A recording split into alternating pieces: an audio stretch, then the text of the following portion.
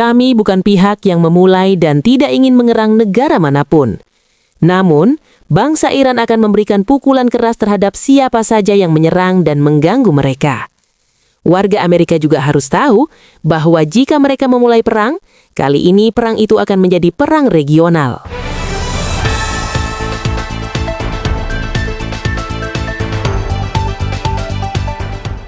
Berita mengejutkan datang dari Timur Tengah. Angkatan Laut Iran mencoba menyita sebuah kapal tanker minyak Amerika di Selat Hormuz pekan lalu.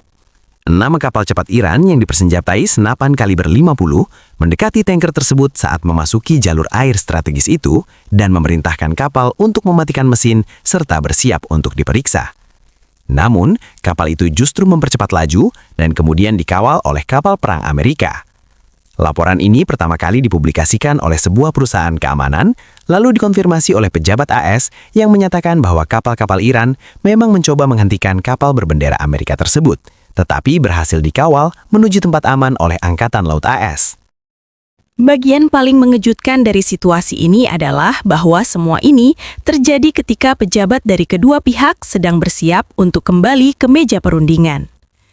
Amerika Serikat dan Iran akan kembali bernegosiasi. Steve Witkoff, utusan khusus Trump, dijadwalkan bertemu dengan Menteri Luar Negeri Iran di Istanbul.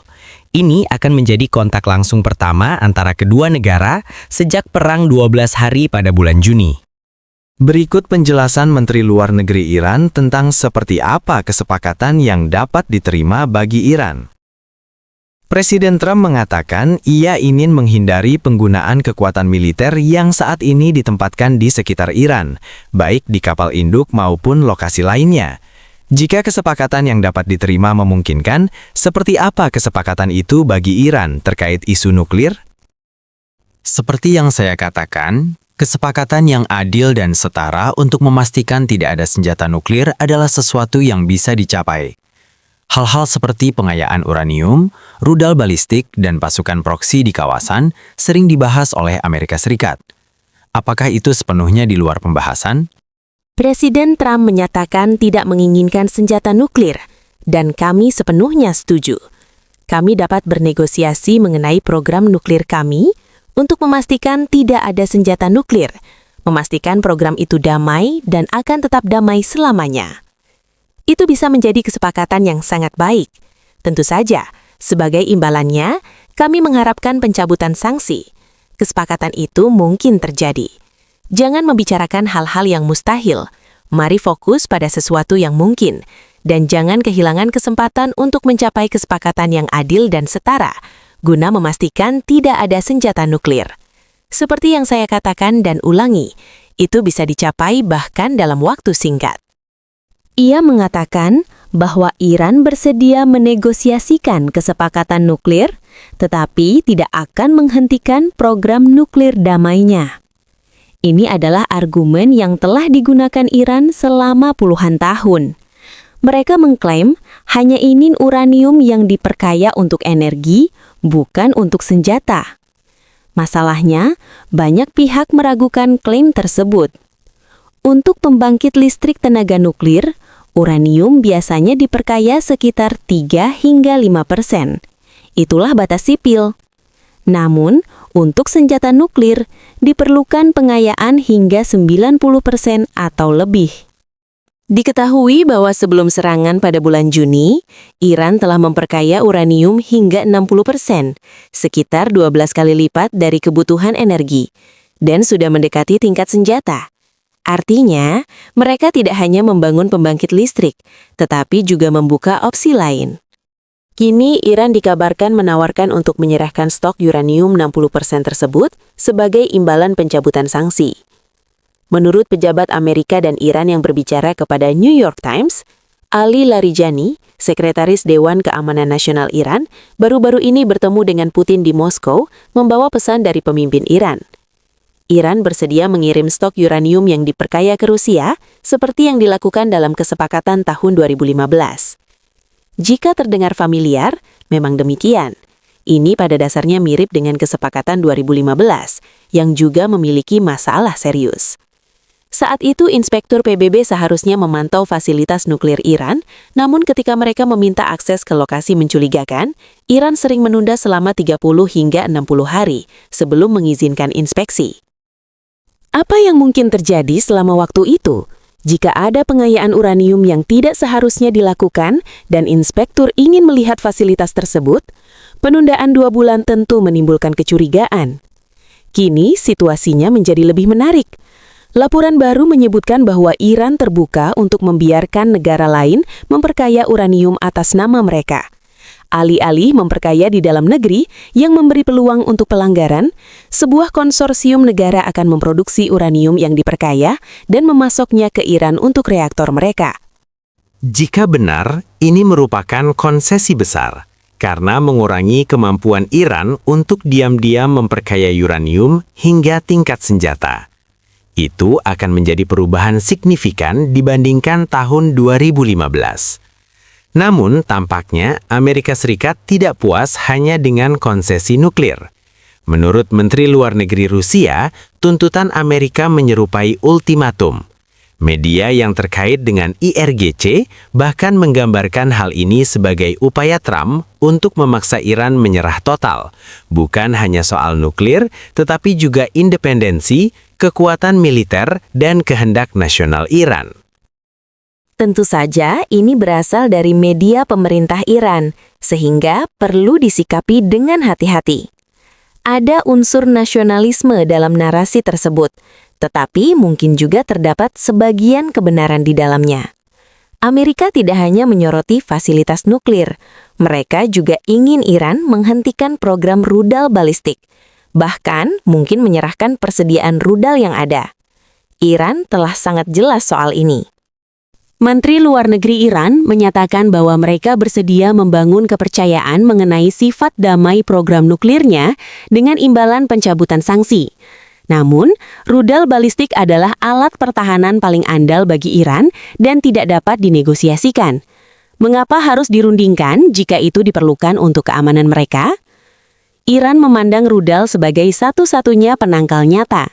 Dalam perang 12 hari tahun lalu, pertahanan udara mereka gagal menghentikan jet dan rudal Israel, dan fasilitas nuklir mereka rusak. Tetapi beberapa rudal balistik berhasil mencapai Tel Aviv dan menghantam target di jantung Israel. Itulah daya tawar Iran, kemampuan untuk membalas. Inilah alasan Israel menekan Amerika agar rudal dimasukkan dalam setiap kesepakatan. Dari sudut pandang Israel, kesepakatan nuklir tanpa pembatasan rudal tidak benar-benar menyelesaikan masalah, karena Iran masih bisa mengancam Tel Aviv di masa depan. Sementara para diplomat berbicara di Istanbul, militer AS terus mengirimkan perlengkapan ke Timur Tengah. Penerbangan transfer pertahanan udara telah berlangsung selama 2 hingga 3 minggu, termasuk sistem Patriot, sistem pertahanan cepat, dan interceptor. Penempatan berkelanjutan seperti ini biasanya dilakukan jika perencana militer memperkirakan kemungkinan serangan besar dan ingin membangun perlindungan berlapis. Namun, pengerahan ini tidak selalu berarti Amerika sedang merencanakan serangan. Kekuatan militer juga dapat menjadi alat negosiasi. Ketika duduk di meja perundingan dengan kelompok kapal induk, skuadron jet tempur, dan sistem pertahanan udara di belakangnya, posisi tawar menjadi lebih kuat. Jika negosiasi gagal, semua sudah berada pada tempatnya untuk kemungkinan aksi militer. Inilah sebabnya media pemerintah Iran kembali mengeluarkan ancaman. Seorang analis di televisi Iran bahkan mengancam Uni Emirat Arab, khususnya zona ekonomi di Dubai, kawasan bandara bebas, Internet City, dan Silicon Valley, dengan alasan zona tersebut dimiliki Amerika dan bisa menjadi target dalam perang. Klaim ini tidak akurat karena itu adalah zona pembangunan ekonomi milik UEA. Tetapi narasi semacam ini sering digunakan sebagai sinyal bahwa Iran akan memperluas konflik jika diserang. Pesan serupa juga datang dari Menteri Luar Negeri Iran ketika ditanya tentang konsekuensi konfrontasi militer penuh antara Iran dan Amerika Serikat. Ia mengatakan bahwa perang tidak akan menjadi ancaman eksistensial bagi Iran, tetapi akan menjadi ancaman besar bagi semua pihak. Jika perang dimulai, itu akan menjadi bencana bagi semua orang. Dalam konflik sebelumnya, Iran berusaha membatasi perang antara Iran dan Israel. Namun, jika konflik terjadi antara Iran dan AS, mengingat pangkalan Amerika tersebar di seluruh kawasan, maka perang hampir pasti akan meluas ke seluruh wilayah. Berdasarkan laporan terbaru, negosiasi diperkirakan berlangsung Selasa ini. Ketika informasi baru tersedia, pembaharuan akan segera mengikuti.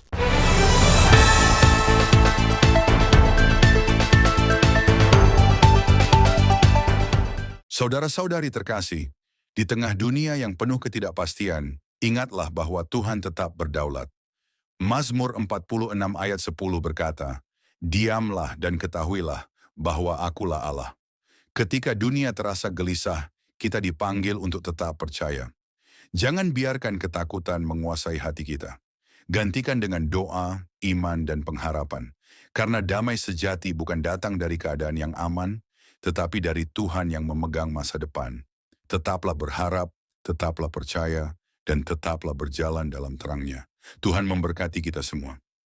Saudara-saudari terkasih dalam Kristus, terima kasih sudah mendengarkan renungan firman Tuhan sore ini.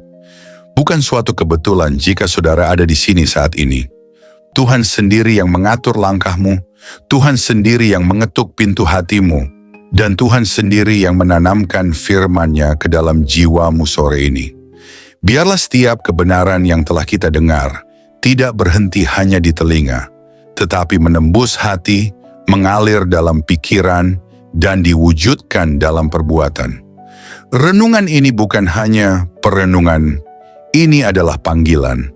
Panggilan untuk bertobat, panggilan untuk kembali, panggilan untuk bangkit, dan berjalan dalam kebenaran yang sejati. Karena kita tidak tahu berapa banyak sore lagi yang Tuhan izinkan untuk kita. Kita tidak tahu apakah esok masih milik kita. Tapi hari ini, sore ini, adalah anugerah yang tidak boleh disia-siakan. Mungkin ada banyak hal yang belum saudara mengerti. Banyak luka yang belum sembuh. Banyak doa yang belum terjawab. Tapi percayalah, Tuhan tidak pernah tutup telinga terhadap jeritan jiwa yang jujur, dan tidak pernah tutup mata terhadap air mata yang jatuh dalam diam. Tinggallah dalam kasih-Nya, berjalanlah dalam terang-Nya, dan peliharalah imanmu sampai akhir. Sore ini mungkin telah berakhir, tetapi firman yang telah tertanam dalam hati kita, biarlah itu terus tumbuh, menguatkan, menyucikan, dan membentuk kita menjadi serupa dengan Kristus.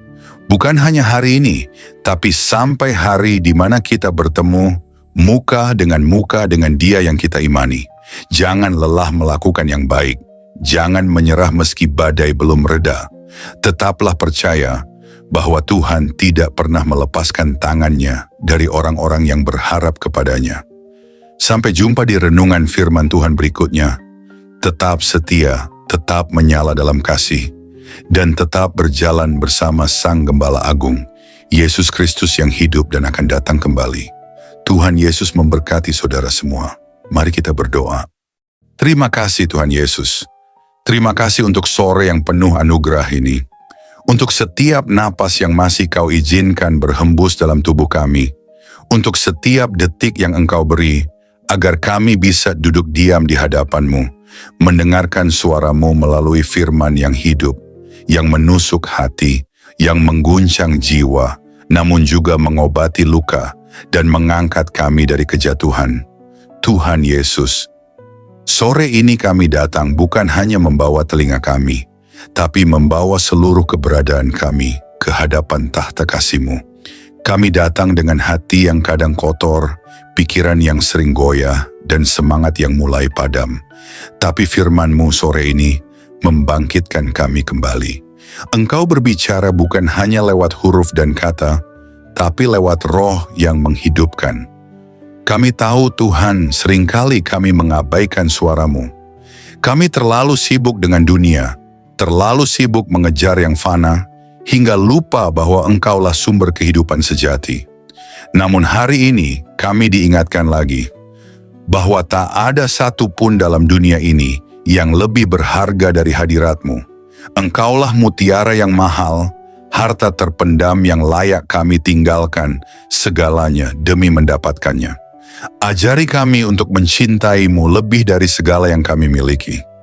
Terima kasih karena firman-Mu menegur kami, bukan untuk menghancurkan, tetapi untuk membentuk. Karena Engkau tidak membiarkan kami larut dalam jalan yang salah, namun menuntun kami kembali ke jalan yang sempit, jalan salib, jalan pengorbanan, jalan kebenaran. Tuhan Yesus, sore ini kami mengangkat tangan dan hati kami kepadamu. Segala yang telah kami dengar, biarlah tidak hanya tinggal dalam pikiran. Tanamkan itu dalam hati kami yang paling dalam. Ubah kami mulai dari dalam, jadikan kami pelaku firman, bukan hanya pendengar setia. Berikan kami hati yang lembut, hati yang sanggup menerima koreksi, dan tidak lari dari cahaya-Mu saat dosa kami disingkapkan.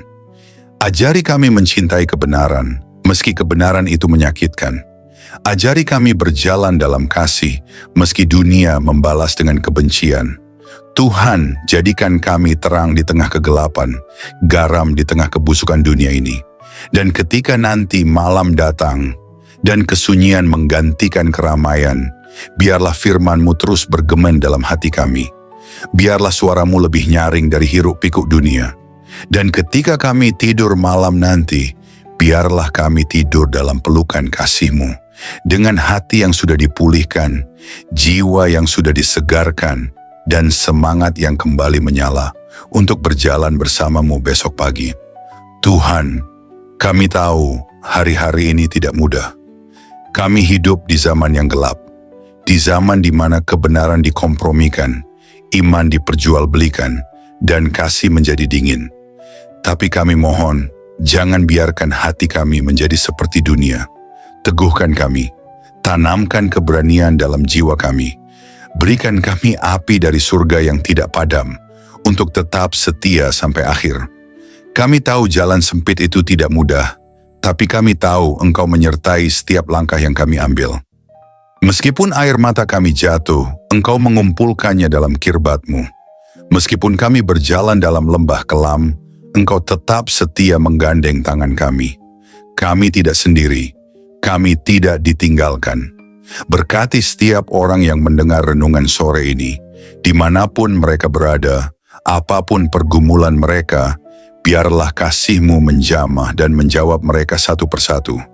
Angkat yang tertunduk, pulihkan yang remuk, dan kuatkan yang nyaris menyerah. Sore ini, kami pulang dari hadapan firman-Mu, bukan sebagai orang yang sama, tapi sebagai orang yang telah disentuh surga.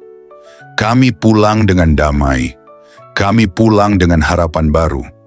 Kami pulang dengan keyakinan bahwa Engkau tetap berdaulat di atas segala hal yang tidak kami mengerti.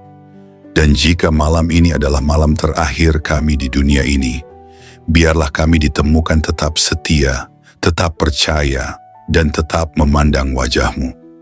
Kami rindu saat Engkau datang kembali, Tuhan. Kami rindu melihat langit terbelah, malaikat meniup sangkakala, dan Engkau turun dengan kemuliaan. Jadikan kami mempelai yang siap. Jadikan kami gereja yang berjaga-jaga. Jadikan kami umat yang tidak tertidur. Kami tidak ingin Engkau datang tiba-tiba, dan kami masih bermain-main dengan dunia.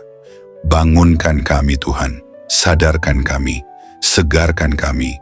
Dan kuduskan kami hari demi hari. Terima kasih Tuhan Yesus.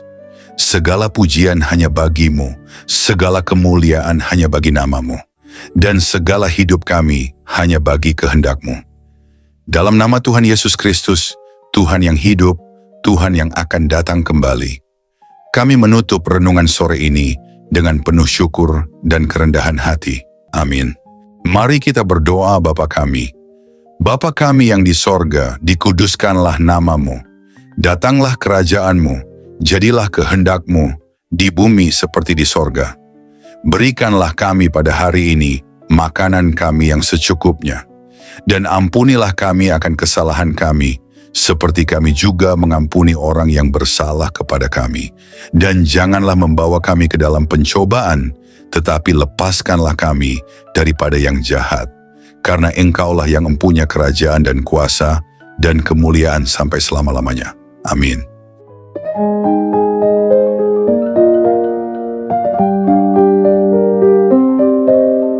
Saudara-saudari terkasih dalam Kristus, terima kasih banyak atas kesetiaan saudara-saudari mengikuti renungan firman Tuhan sore ini sampai selesai. Semoga setiap firman yang telah kita dengar, setiap pesan yang telah menyentuh hati, dan setiap doa yang telah kita panjatkan bersama, sungguh-sungguh menjadi kekuatan dan penghiburan bagi hidup saudara di hari-hari yang penuh tantangan ini. Kiranya firman Tuhan hari ini menanamkan keberanian dan keyakinan dalam hati kita semua, bahwa tidak ada keadaan yang luput dari kuasa Allah. Dalam kegelapan dunia yang semakin pekat, marilah kita tetap menjadi terang yang memancarkan kasih, kebenaran, dan pengharapan yang hanya datang dari Tuhan. Jangan pernah menyerah, sebab Tuhan berjalan bersama kita, menuntun langkah kita, dan membukakan jalan saat kita merasa terjebak dan buntu. Ingatlah bahwa di setiap pergumulan ada pertolongan Allah yang siap datang, dan dalam setiap tangisan ada penghiburan yang dari surga. Kami mengajak saudara-saudari untuk terus membagikan berkat ini kepada orang-orang yang membutuhkan. Jangan ragu untuk like, subscribe, komen, dan bagikan renungan ini. Dengan begitu, berkat firman Tuhan dapat menyebar luas, menjangkau lebih banyak jiwa yang haus akan kasih dan kebenarannya. Teruslah teguh dan kuat dalam iman, jadilah saksi hidup yang membawa damai dan sukacita dari Kristus dimanapun saudara berada. Jangan lupa untuk tetap membuka hati dan pikiran dalam setiap renungan berikutnya, karena Tuhan masih punya banyak firman yang luar biasa untuk diberikan kepada kita.